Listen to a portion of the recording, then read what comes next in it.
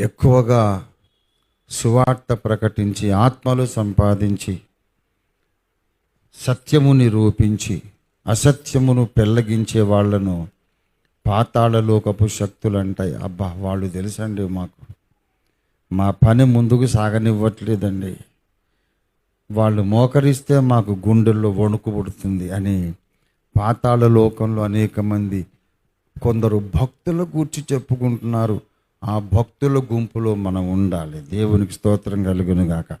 ఏదో యేసు మతంలో ఉంటే సరిపోదు. మతంలో బోల్డు మంది ఉంటారు. మతంలో ఉండి చాలామంది నరకానికి వెళ్తారు.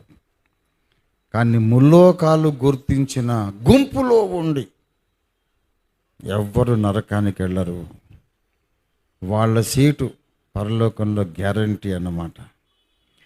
కాబట్టి ఈ లోకము ఘనపరిచిన భక్తులు, దేవుడు ఘనపరిచిన వ్యక్తులు బాప్తిసమిచ్చు యోహాను, మోషే, పౌలు, ఇలాంటి వాళ్ళు ఉన్నారు.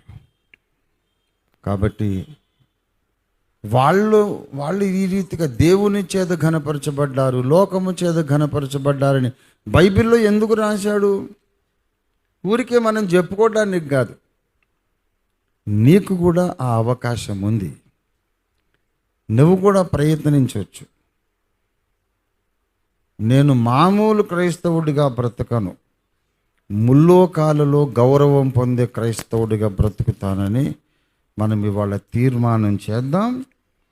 మన పిల్లలను అలాగూ పెంచుదామని మనం తీర్మానం చేద్దాం. దేవుని స్తోత్రం కలుగును గాక. పిల్లలను